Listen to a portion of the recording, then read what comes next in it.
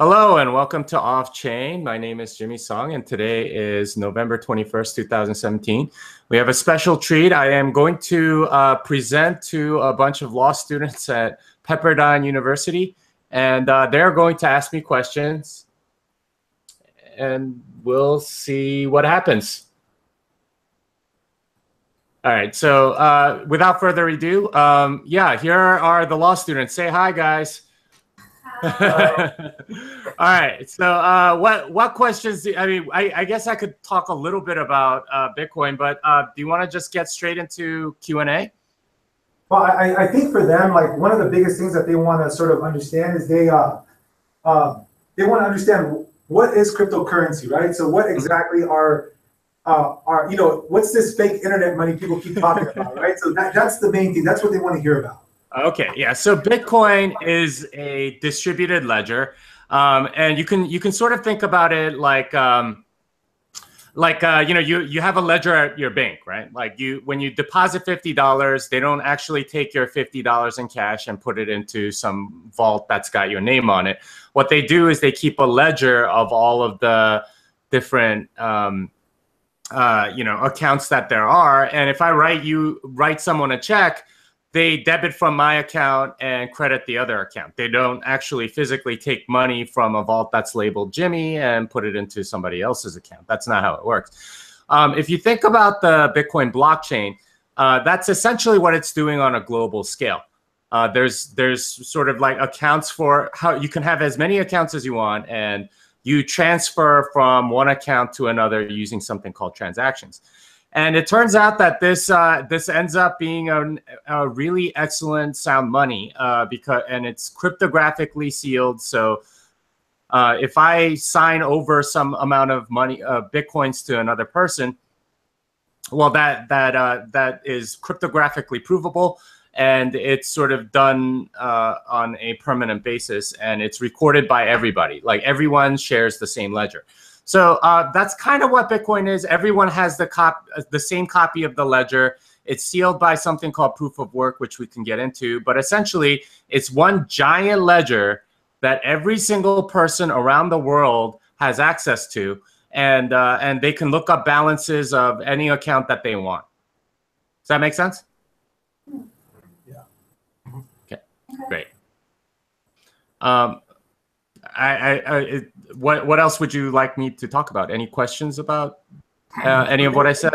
They've all had a lot of questions, so I'm sorry. Okay, go ahead, Devin. Okay, so hi Jimmy, my name's Devin. Hello world. So I'm trying to figure out how do you classify Bitcoin? Is it a property? Is it a stock? Is it a currency? And it seems like it kind of bleeds into different categories, but I feel like in order for it to fit into the traditional model of things that we already have, it has to be one of them. Yeah, you would think so, but it's kind of a difficult thing to say. Like I don't know if you guys are familiar with patent law, but computer software sort of has the same problem of classifying into like one of these things. And Bitcoin, is it a currency? Is it property? Is it one of the, is it, a commodity? I guess from a legal standpoint, it's really up to the government to sort of classify it. And various agencies sort of classify it however it is convenient to them. And, judges in various cases will say, well, it smells like money, it feels like money, so I'm going to say it's a currency or whatever. So it's rather difficult to say. I would say that's a question that the authorities really have to answer. But the beauty of it is, it doesn't really require their cooperation, and that's one of the beautiful things about Bitcoin. So Jimmy, when I was actually before the IRS in their foreign bank account reporting agency about maybe 3 weeks ago, and I asked them, is cryptocurrency considered a foreign bank account, right? Because in this country, if you have a foreign bank account with over $10,000, then you must report it, or else it's criminal, right? Even if you're not doing anything, even if you pay taxes in France, Switzerland, whatever, you must report that account, right? So when I asked the IRS agent, I said, would you classify this as a foreign bank account? And she said, we have no comment. We have no position. Well, I'm like, that doesn't really help me, right? And some other attorney said, just report everything, which I'm okay with reporting my cryptocurrency. It's not a problem for me, but I feel like it leaves a lot of people that are unaware on how to report this, right? So, you know, I find it challenging when it comes to describing what is whether Bitcoin is considered a foreign bank account. Did it freeze? Yeah. Is it frozen online too? Can you see?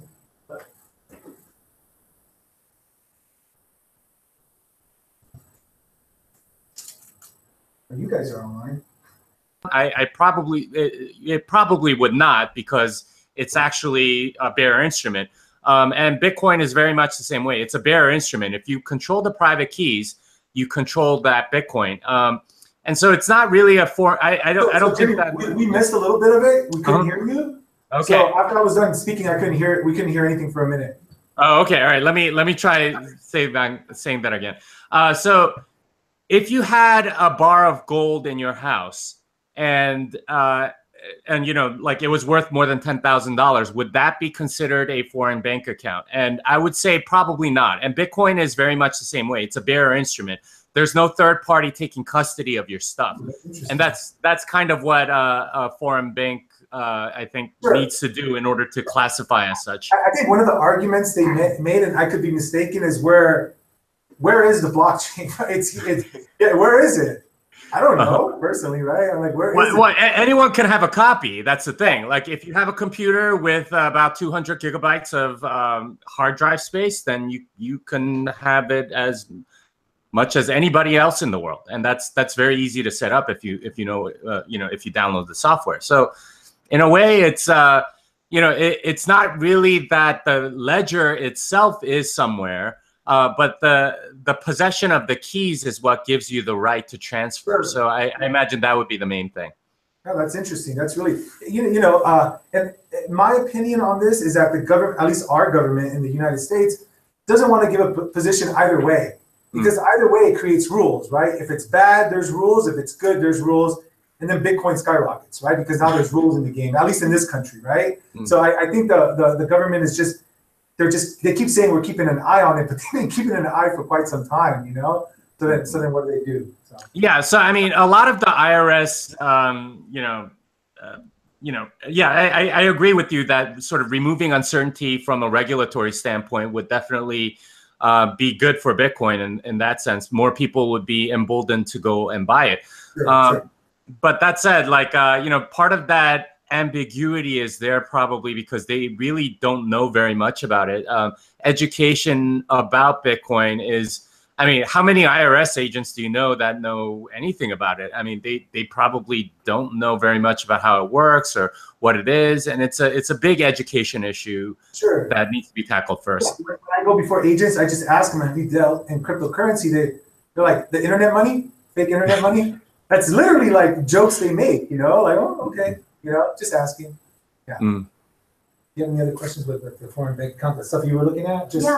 Specifically, in terms of evaluating it for reporting as a foreign bank account, we were looking more at how to classify it, kind of like to what Devin was saying. So scholarly articles kind of delved into the idea of it being in a different form at a given time. So like at one point, if it's in a Bitcoin wallet, it's treated differently than if it's, I don't know, I guess printed out and used. I didn't really understand that. Can you print out Bitcoin and use it as like a paper currency? Well, yeah, I mean, I guess you can. There's something called open dime, and there's something called cassatious coins. They're both sort of physical manifestations of that private key. The private key, first of all, is just a 256-bit number. So it's just a really big number. You could store it in many different places. You could back it up, do whatever. A cassatious coin is literally a coin with the private key sort of in there, and you put like a tamper-proof sticker on it, and that's all it is. You could theoretically use that as cash. And Open Dime sort of has the same concept, except it's it's like a little device, and it has a private key in there, but you have to sort of break the thing in order to get it out. And as long as it's not tampered with, you can sort of trade it for the par value in there. But that said, it's a little tricky to say it's been printed out per se. I would say with respect to sort of the foreign bank account analogy, if you kept it with a custodian, so say you kept your Bitcoins on an exchange, that may be more like a foreign bank account, right? Like if you deposited some amount of Bitcoins to somewhere like Coinbase, and they have possession of your coins, well, that would be much more like a bank account than, if you had cash at home, right? Like it would be the equivalent of having cash in your house versus cash in your bank account. That's how you would maybe distinguish the two things. That's interesting. Thank you. Thank you. Go ahead. Hey, Jimmy, I have 2 questions for you. So first question is, so from my understanding, there's a certain amount of Bitcoin out there that can be mined. Is it possible for all of it to be mined, or will it be slowed down in the process in time? And then my second question is it too late for somebody to get into Bitcoin mining at this point? Yeah, so I'll take those one at a time. The first one is there's a certain amount of coins to be mined. When's it going to slow down or whatever? And this is called, sort of technically speaking, the emission function of Bitcoin, or sort of the inflation rate of Bitcoin. This is how Bitcoins come into existence, is through mining. And at the beginning, it was 50 Bitcoins per block. A block happens about 10 minutes. So you could figure out like, okay, there's 50 Bitcoins every 10 minutes that are newly created. And that was at the beginning. That was 2009 to something like 2013. And then from 2013 to, I guess, no, that was up until 2012, I think. Well, up until last summer or so, it was 25 Bitcoins. And then since last summer, it's been 12 and a half. And if you notice those numbers, they have every 4 years or so. And it's if you plot that against sort of any, plot that against time, it's an asymptotic function that goes to 21 million. So there can never be more than 21 million Bitcoins just from that function. There are some that are lost and all sorts of other reasons why it won't ever get to exactly 21 million, but that's the idea. And so, every 4 years it halves. So at a certain point, I think it's around 2134 or something like that. The mining award gets too little to be accounted for in the Bitcoin ledger. The Bitcoin ledger goes down to 1/100 millionth of a Bitcoin. And so if you have it enough times, it gets past the 1/100 millionth of a Bitcoin. And so, it just doesn't produce anymore at that point. So that's still like 100 years away, but, way before then, fees and stuff are going to have to sustain the network. So the coins to be mined are asymptotic to 21 million. I think currently there's something like 16 million that are in existence. So there's still about 5 million Bitcoins to go. So that's a significant amount of money, especially at today's rates. I think that's 5 million times 8,000 is like 40 or 40 billion, something like that. And that's at today's rates. If it keeps going up, then that it'll certainly be very profitable. And that leads into the second question you had, which was, is it too late to mine? Certainly not too late to mine. Every 10 minutes, a miner can get 12.5 Bitcoins in mining award, plus whatever fees are in the transactions of that block. And that can typically be somewhere around 1 to 2, sometimes even way more than that. So that's like 13 or 14 Bitcoins. You do the math, 13 or 14 Bitcoins times 8,000, that's like $100,000, something like that. So that's a lot of money. And that's every 10 minutes, one miner around the world gets that sort of jackpot. So from that standpoint, if you can produce machines to do the actual mining, it can be very, very profitable. I did an article a while back on how I speculated on how profitable Bitmain was. Bitmain is the biggest producer of mining equipment in the world, and they produce something like 70% of all the mining equipment, that's being used right now. And I speculated that they were making something like 100 or 200 million per year based on just component parts and all the other stuff that I had researched. And this was back when Bitcoin was like $1,500. So it's way more profitable now, and they are probably making money hand over fist, as anyone that's tried to buy a Bitmain miner will tell you. It can be very difficult to get, and you usually have to pay a premium. Well, rethinking being a lawyer. Just kidding. You guys have any other questions? No? I don't understand it much. What part? What do you want to ask about? Ask them. That's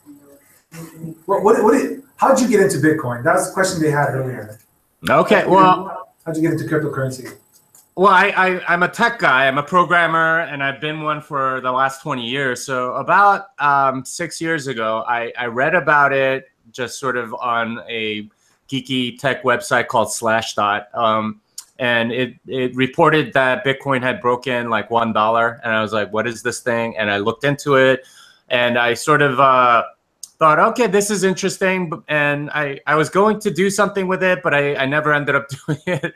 Later that summer in 2011, it went up to like $30. So I was like, okay, well, I really need to figure out what's going on with this. And found the way to purchase a little bit, like a very little bit. I really wish I would have bought more. As pretty much anyone in Bitcoin will tell you, they regret not buying more. And a couple of years later, this was during 2013 when Mt. Gox was big. I was told by some friends that I really needed to get the money out of Mt. Gox. At the time, I was sort of using Mt. Gox like a bank. I had all my Bitcoins there, and I didn't really know how to create my own wallet or anything. So I went out and learned it, and I started controlling my own Bitcoin, using it as the bearer instrument that it was meant to be. And at that point, I was like, okay, well, I should really learn how this stuff works and use my programming skills. Up until then, I didn't really, utilize the fact that I was a programmer as far as Bitcoin goes. And that's sort of how I got into Bitcoin development. And it's been sort of a crazy whirlwind since the last 4 years. Has been basically, hey, one job after another that's related to Bitcoin. The first wallet I downloaded, which was Armory, because people told me that was pretty secure, I ended up working for, and I was VP of engineering at one point. So it's kind of crazy how everything sort of gone, like this entire industry has exploded. There's a bright future for a lot of people that want to enter this field. Oh, what was the other question I had? What about all this drama with Bitcoin Cash? I mean, I know you talking drama all day, so I do listen to it with Tether and all that stuff. But I'm just curious, the Bitcoin Cash and the fork, and everybody was anticipating. And what's the drama with this? What is it? Yeah. So, all right. So I told you that there's a ledger, right? And there's a global ledger. It tells you how much everyone has. That ledger is really only useful if everybody agrees on the ledger, right? Like if one ledger says you have 50 Bitcoins and another ledger says you have 0, well, that's a problem, right? Like that needs to be synced. There was talk about like making it so that you can have more transactions go through per second. This is what you would call the throughput, or from econ speak, this is like the velocity of money or something like that. And that was something that people wanted to increase, especially a lot of businesses, because their business depends on getting a lot more Bitcoin transactions through. And that resulted in something called the New York Agreement, where they wanted to increase block size along with some protocol fixes called SegWit. But anyway, long and short of it was, in order to do this larger, have more throughput on the blockchain, or basically think of it as having a bigger ledger that you can write more stuff every 10 minutes. that ended up becoming a pretty big deal because it wasn't backwards compatible. Think about like sort of if you have a ledger that's like a certain size, and you want to make the ledger bigger, well, that making it smaller is easy enough, but making it bigger can be kind of problematic. And if not everyone upgrades to the bigger ledger, then that's going to sort of cause two different ledgers. And that's kind of what happened with Bitcoin Cash is that these guys wanted a much larger ledger. This is 8 megabyte blocks, or pages that are 8 times bigger than the current Bitcoin one. And they went off and did their own thing, and they're a coin that trades for like around 1,200 right now. But basically, they had the same ledger right up until August 1st, and then the two ledgers split. So there's a Bitcoin Cash ledger and there's a Bitcoin Core ledger, and those two have sort of like diverged. And if you own Bitcoin before August 1st, you had the same amount on both. But if not, then you just have Bitcoin or Bitcoin Cash, whichever one you bought. Okay. So couple last things. So my students are future attorneys, right? So they will be lawyers. If they were interested in the cryptocurrency future arena, what kind of positions do you think lawyers would have in this? Obviously, I can see a ton, but from your perspective, what would you see? Well, yeah, it's a great question. There is something called sort of smart contracts, and I'm sure you guys have heard of that. And in Bitcoin, that smart contract language is called script, and it's fairly limited for a very good reason. It reduces sort of the vulnerabilities to hacking that there might be. But something like Ethereum has something that's a lot more complicated and also a lot more vulnerable.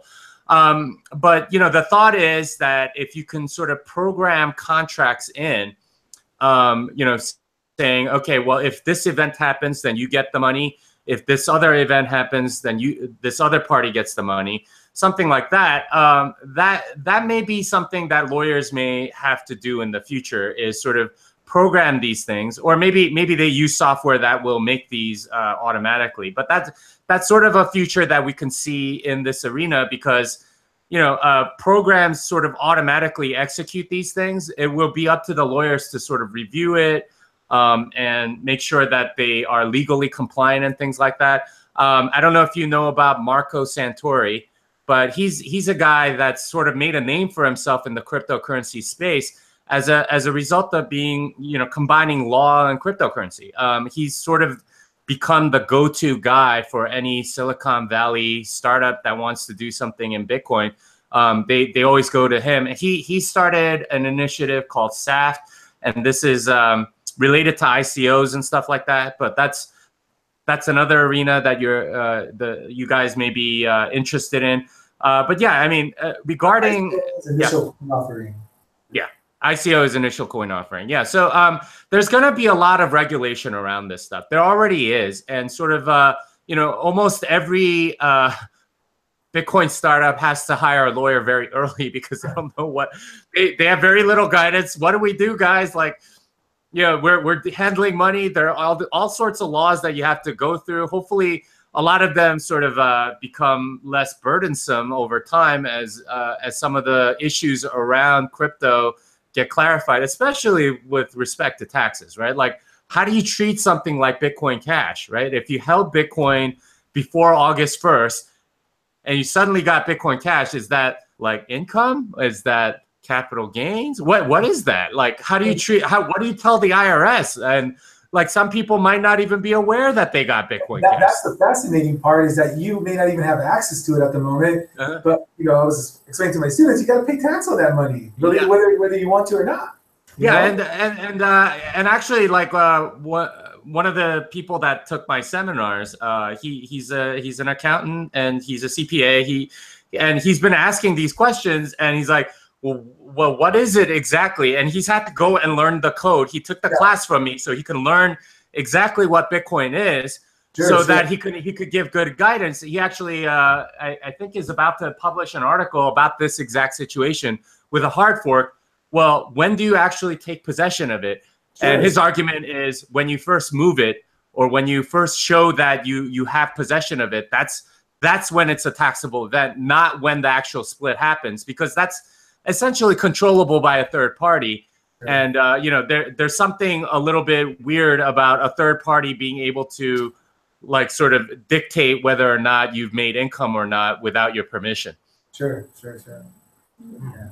So last thing. So if the students are interested in getting into cryptocurrency, because they always ask me, what would be your best advice for someone who's new? Okay, well, first of all, read what you can. At bitcoin.org is a very good resource. There's a lot of videos online. You can watch like you know, Antonopoulos's videos. He's very good at explaining this stuff. There's a lot of animated videos if you like to learn that way. There's certainly a lot of books about it. But yeah, the thing about Bitcoin is that you're not going to get very far without or very deep without actually diving into the code at some point. And this is something that I'm noticing about you know, our society in general. As we get more technological, everyone's going to have to learn how to code, or at least be able to read it to some degree. And you know, law is a lot like that, right? Like when you read a law, it's like it's got like 17 clauses, and you know, you have to like break them down. I have a friend that's a lawyer and a coder, and he's told me, yeah, it's a lot like coding. You have to parse this sentence like one clause at a time, because it's difficult to figure this stuff out unless you map out exactly what the tax means. And you know, code can actually do that reasonably, you know, succinctly. So I believe that's going to be sort of the future, and you guys might be intimidated by computer science and all that, but I would encourage you guys, if you really want to get into this stuff, to start learning the code, learning to code, so you can read the code and say, okay, this is what it does and this is what it doesn't do, and know it at a very basic level, because that's kind of what's going to be required in order for you to argue it effectively. All right, thank you, sir. I appreciate it, man. Thank you. All right, thank you. And I will sign off my live broadcast. Thank you guys for joining. And this song is done.